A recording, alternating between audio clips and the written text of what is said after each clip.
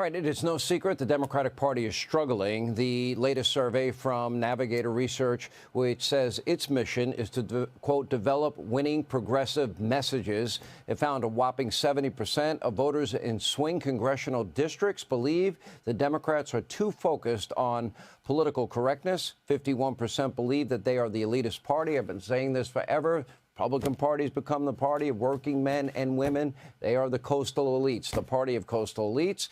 And, of course, they could call in some outside help, someone like our friend Stephen A. Smith, to take a look at, let's take a look at what he had to say on The View, that hard-hitting news show, the ladies of The View, last week. Take a look. Because in the end, if you think about him being impeached twice, 34 felony counts or 34 felony convictions, and they still elected him president, it's not about him winning. It was an indictment against the Democratic Party and what the Democratic Party was offering to American citizens. We might sit up there and talk about, hey, you should be a party for the working class, which the Democratic Party was once known for. They're not known for that right now. Why? Because their message was catering towards others and towards other issues, and they forgot about the people that brought them there, that elevated the Democratic Party to what it was over these last few decades. That's why they lost. He didn't win. Well, the Democrats lost. Yeah, they wouldn't even stand or clap for no tax on tips, Social Security, or overtime. That's for working men and women. It was more. He's the star of ESPN's First Take, Stephen. Okay. That background is your background. You can't help yourself. You are loving this attention. Oh, is Stephen A. running for president? Is Steve? Oh, I'm not going to fuel the fire by putting the White House behind me on a television hit. Sean Hannity, all I have to say is this. God bless you. And God bless. God bless you, too. God bless America. Absolutely. Right. What's up, man? I appreciate What's up? You're not running for president. I don't care what. You make too much money. You're not doing it. I don't believe it. That's true. You said you're not going to run, but you gave me a political answer. All right, let me ask you this. So you're never going to convince the ladies of The View. You're never going to convince this party to stop. They had a chance to stand up for women's sports last week. They didn't do it. They have a chance to stand against for the safety of Americans over the rights of illegals. They're not going to do it. They're going to shut down the government or threatening to shut it down this week. That's your party, Stephen A. It's been radicalized. Well, and why you remain a part of it, I don't know. Well, first of all, I don't consider myself a part of the Democratic Party. I'm very ashamed of what I've seen from them over the last several years, and I've stated that in front of your face and that of many others on many occasions. I thought that the behavior of some of, not all, but some of the Democrats during Trump's speech to both houses last week was disgraceful. I thought that Representative Green... Wait a minute. So hold on a second. Let me challenge you. Some? Yes. Who stood for the First Lady? Who stood for Laken Riley's mother? Who stood for Jocelyn Nunn-Garrett? No, I'm sorry.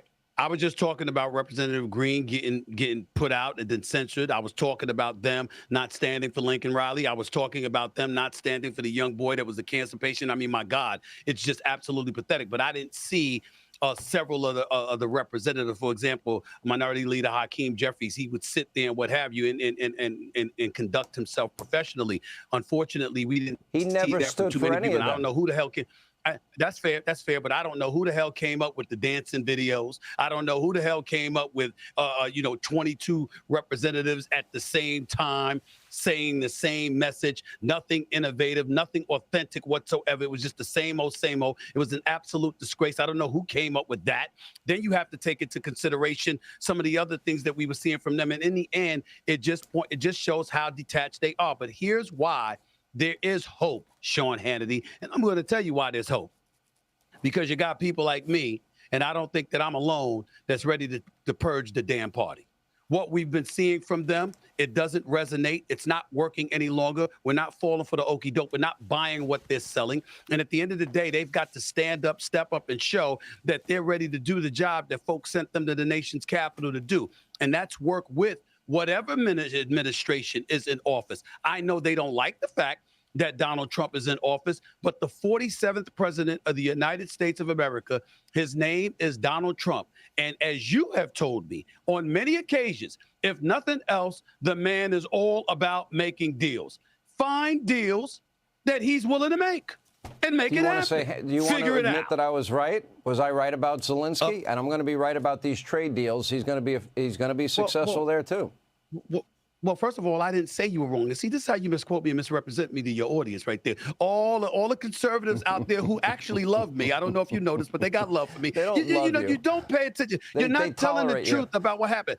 I thought he was going to end up being right about Zelensky because Zelensky Trump was right. He didn't have the cards. As I had said on the Stephen A. Smith show, you don't have any cachet. I just didn't like the way he acts. See, what you do is you know the end result because you communicate with him all the time. You got inside information. The problem is the American public out there doesn't know what you know. We have to lean on his behavior, the things that he says, and it scares the living hell out of people. And you laugh about this. You have a good time because you know that at the end of the day, you're going to be right. You actually sit back and wait for these people to say these things on these other networks. You have no idea. I talk to you. You only know what I talk to you. But look, this is now just know how connected you are. I know how connected you are. The Democrats are going to, show up with the little bingo paddles. They won't stand for mothers that lost their children, or a 12-year-old young man that beat his battle with cancer. What a great, or the wife of a slain officer. All right, so they got their bingo paddles. They won't even stand for working men and women. No tax on tips, Social Security, no tax on overtime. I used to be a working man and woman, if you will. I was the forgotten man, if you will. I worked in the service industry and restaurants. I worked in construction. You know my background. Here's the problem.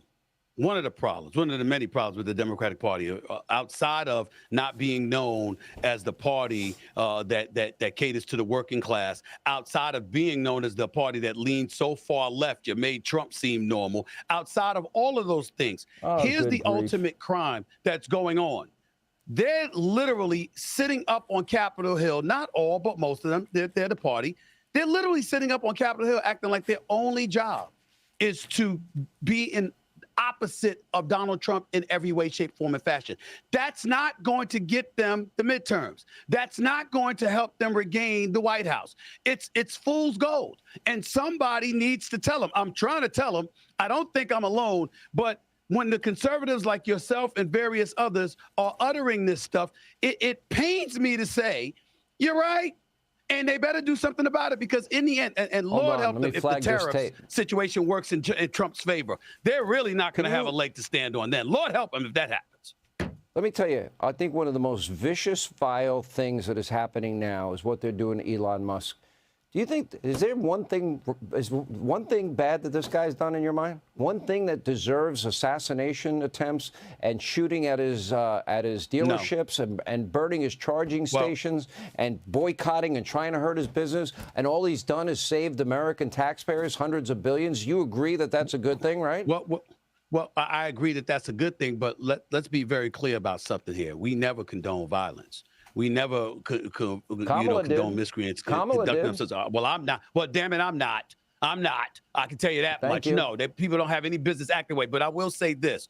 You have to appreciate and understand he's not an elected official, nor is he somebody that had to go through Senate confirmation hearings or anything like that. So when you see what he's doing, you have people looking at him and leaning on the power of Donald Trump, and it scares them. It scares them. They're scared. No, I'm scared. That's what it is. I'm so woke. I'm triggered. Let me go. Well, everybody don't know martial arts like you. How about that? Everybody don't know martial arts like you, Sean Hannity. There you go. Okay. You wouldn't. By the way, I don't know what happened. What was up with LeBron? He was getting in your grill. What was that? He thought that I was insulting his son when in fact that is not what I was doing. Grow up.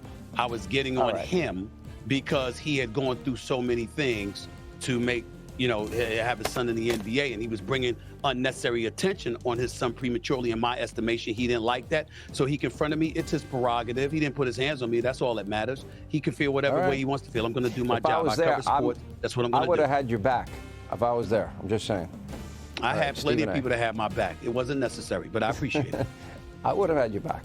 All right. By the way, don't get used to that building behind you. It's not going to happen.